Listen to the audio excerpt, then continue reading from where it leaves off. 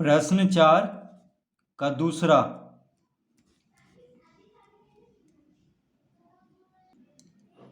37 घात के त्रिपद का और 50 घात के द्विपद का एक एक उदाहरण दीजिए।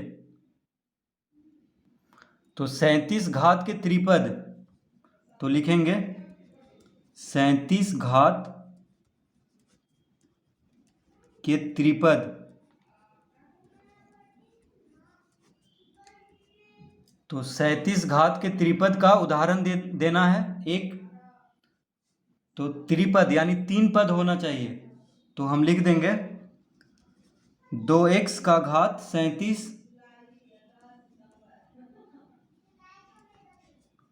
Plus x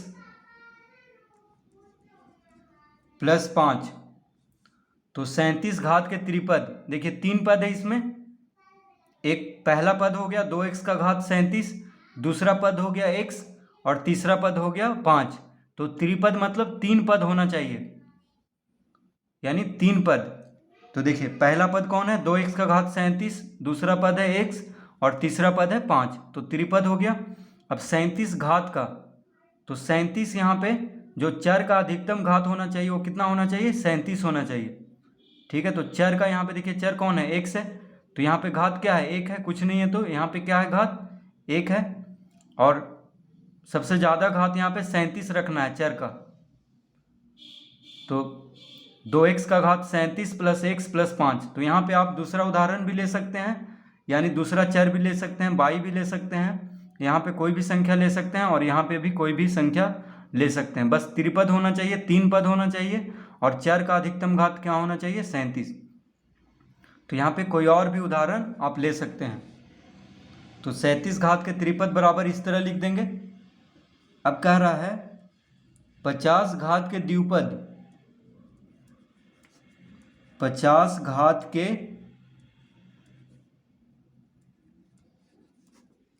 द्विपद। तो 50 घात के द्विपद का उदाहरण क्या देंगे। तो द्विपद मतलब 2 पद होना चाहिए।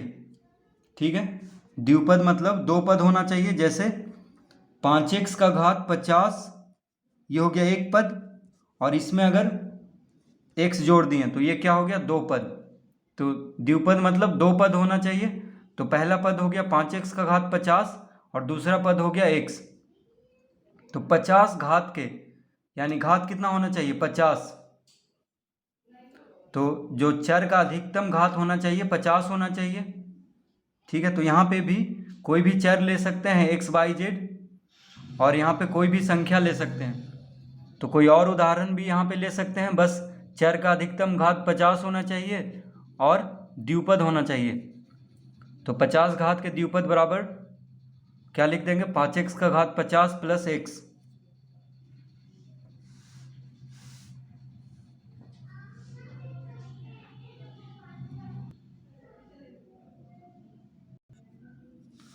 प्रश्न 4 का तीसरा। 20 घात के द्विपद तथा 10 घात के एकपदी का एक एक उदाहरण दीजिए। 20 घात के द्विपद तो लिखेंगे 20 घात के द्विपद।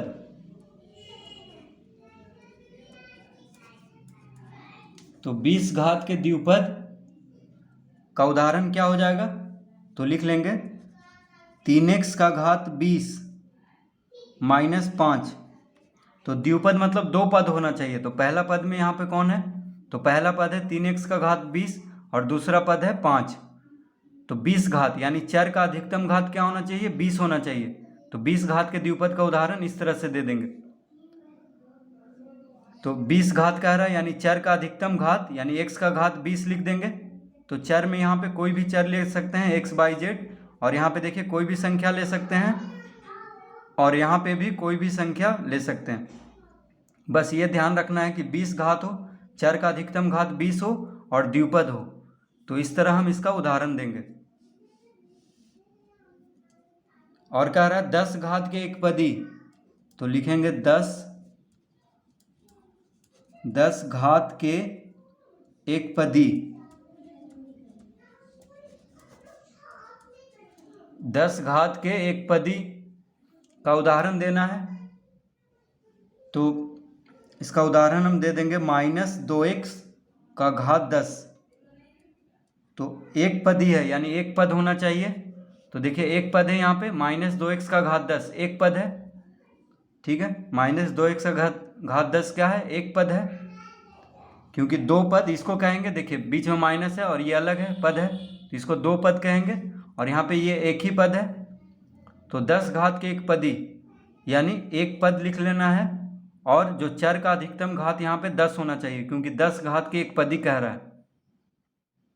तो चर में यहाँ पे कोई भी हम ले सकते हैं XYZ, और यहाँ पे कोई भी संख्या ले सकते हैं 2 3 4 5, ठीक है।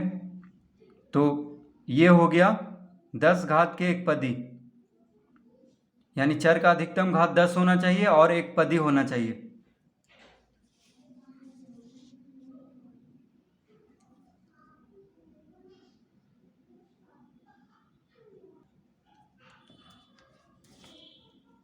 प्रश्न 5, बताइए कि निम्नलिखित बहुपद में कौन एक पदी है, कौन द्विपदी है तथा कौन त्रिपदी है। कारण के साथ अपना उत्तर दें। प्रश्न 5 का पहला है x² -x। तो पहला में क्या है, x² -x। तो इसमें देखिए दो पद है, पहला पद हो गया x² और दूसरा पद हो गया x। बीच में अगर जोड़ या घटाव का चिन्ह है तो उसके बाद दूसरा पद हो जाता है। तो पहला पद हो गया x² और दूसरा पद हो गया x। तो ये क्या है, द्विपदी है। तो हम लिखेंगे इसको,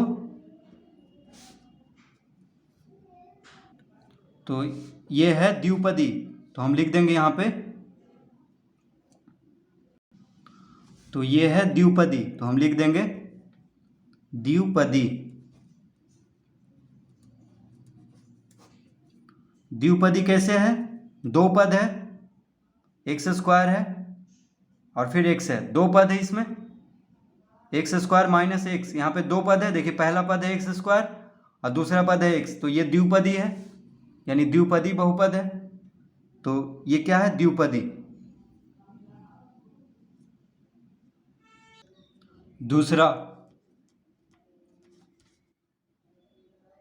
दूसरा में है 3।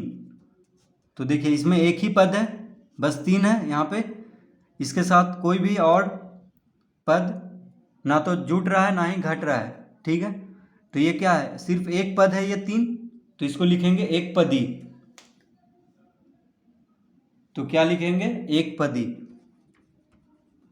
ये क्या है, एक पदी है।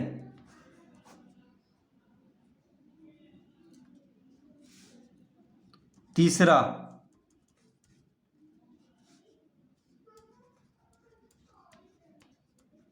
3x² -5। तो ये क्या है, द्विपद है, यानी द्विपदी है, क्योंकि दो पद है। देखिए पहला पद हो गया 3x² और दूसरा पद हो गया 5, तो हम लिख देंगे द्विपदी। द्विपदी।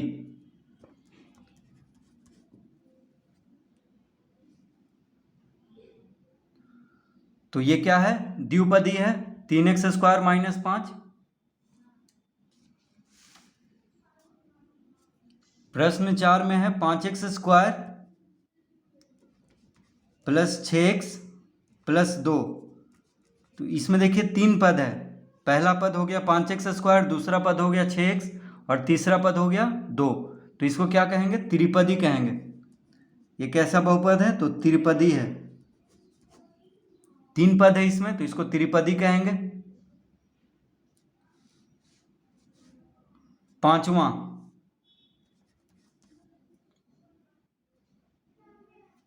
तो पांचवा है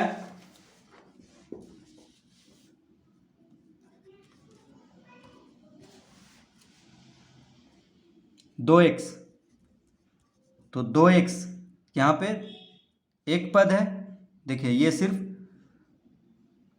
एक ही पद है 2x, तो इसको कहेंगे एक पदी।